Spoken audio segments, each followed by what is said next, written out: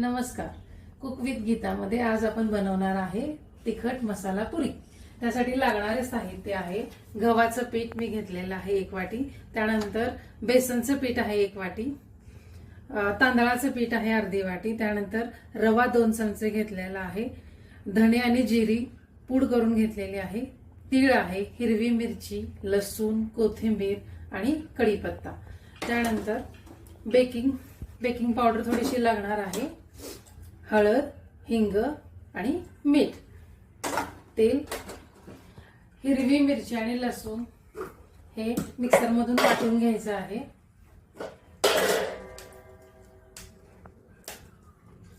लसूण, हिरवी मिरची आणि कढीपत्ता. मुलं कढीपत्ता असं खात नाहीत म्हणून आपण काय करायचं, वाटणामध्येच कढीपत्ता टाकून घ्यायचा.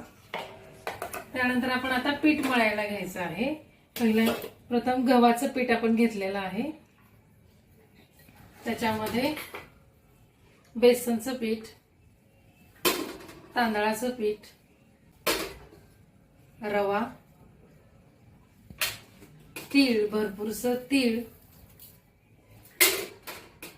जिरे आणि धण्याची पूड, हळद 1 चमचा, हिंग 1 चमचा,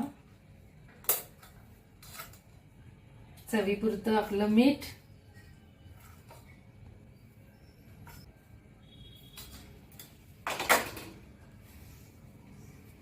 त्यानंतर चिमूटभर बेकिंग पावडर,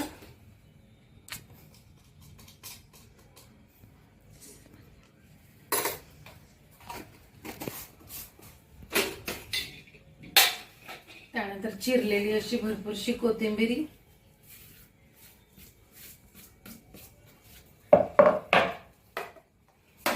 आणि वाटण लसूण, हिरवी मिरची आणि कढीपत्त्याचं वाटण.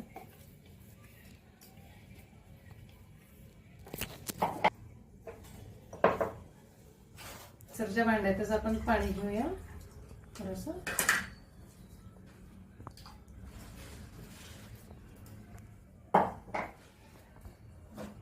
त्यानंतर थोडंसं तेल घालायचंय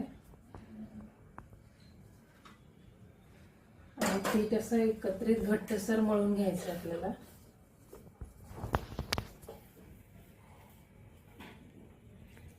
अगदी थोडं थोडं करत पाणी घालायचंय, एकदम असं पाणी घालायचं नाही.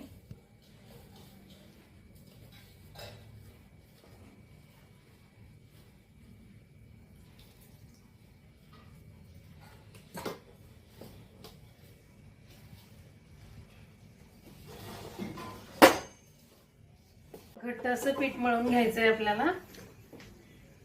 लागेल तसंच पाणी घालायचं आहे थोडं थोडं करत. पीठ अगदी घट्ट मळून घ्यायचंय, जेणेकरून पुऱ्या जास्त तेल शोषून घेणार नाही.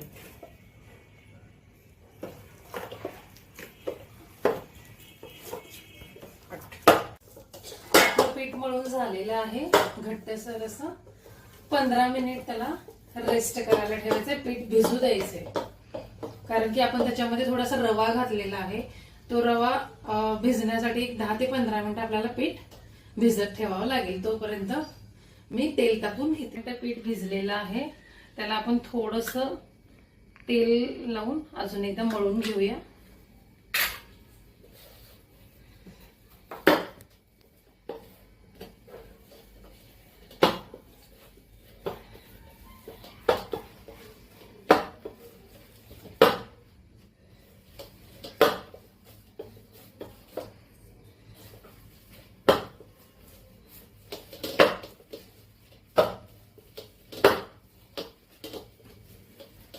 पीठ अगदी छान भिजलेलं आहे.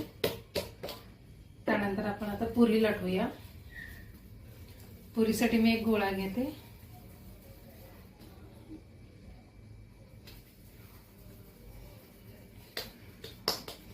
पुरी लाटण्यासाठी लावण्यासाठी कोरडं पीठ,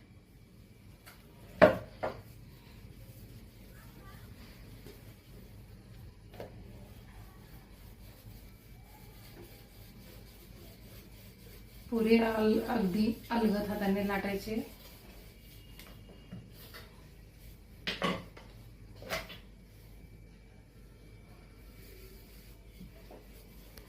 मी गॅसवर तेल तापत ठेवलेलं आहे.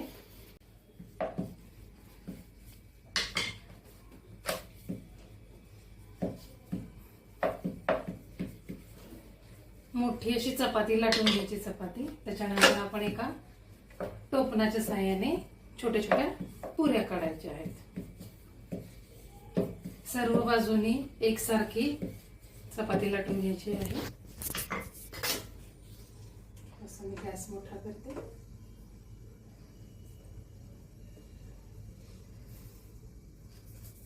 एका टोपणाच्या साहाय्याने गोलाकार पुऱ्या बनवते.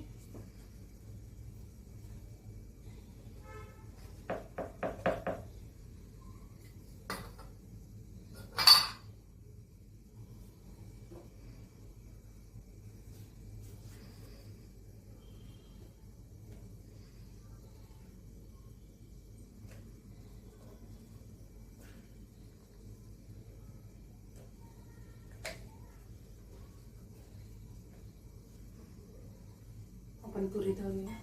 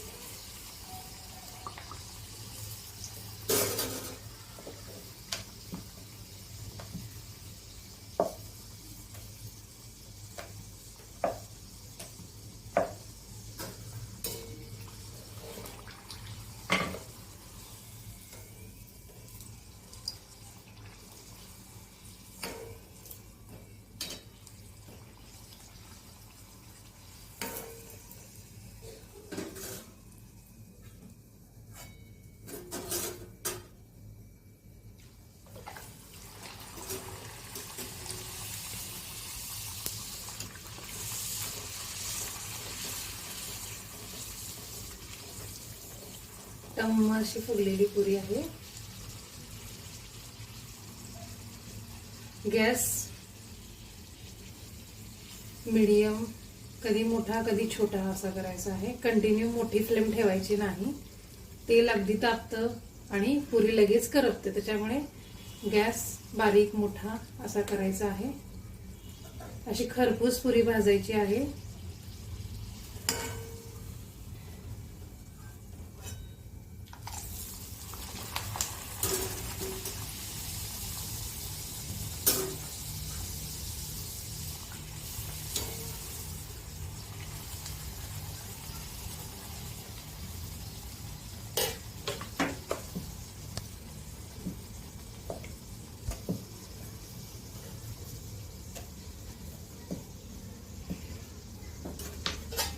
लहान मुलांना अतिशय आवडते ही पुरी. त्यामध्ये तुम्ही विविध पालेभाज्या घालून ही पुरी करू शकता. पालक, मेथी, भरपूर प्रमाणात कोथिंबिरी.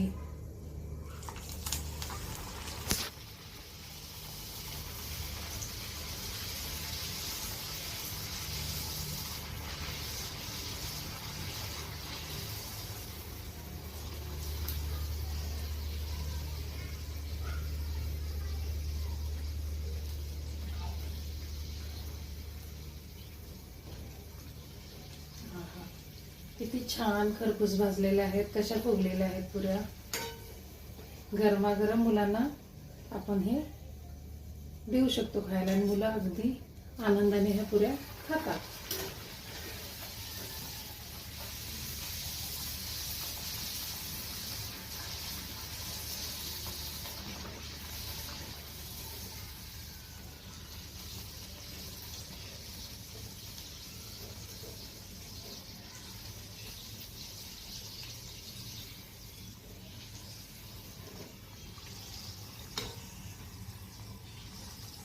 खरपूस अशा पुऱ्या भाजलेल्या आहेत. तेल पूर्ण नितळून घ्यायचंय जेणेकरून जास्त पुरीमध्ये तेल राहणार नाही.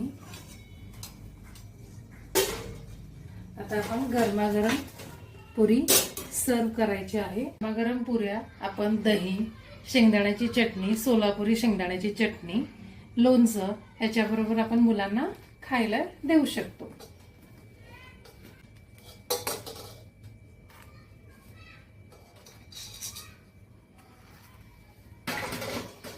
गरमागरम मसाला पुरी.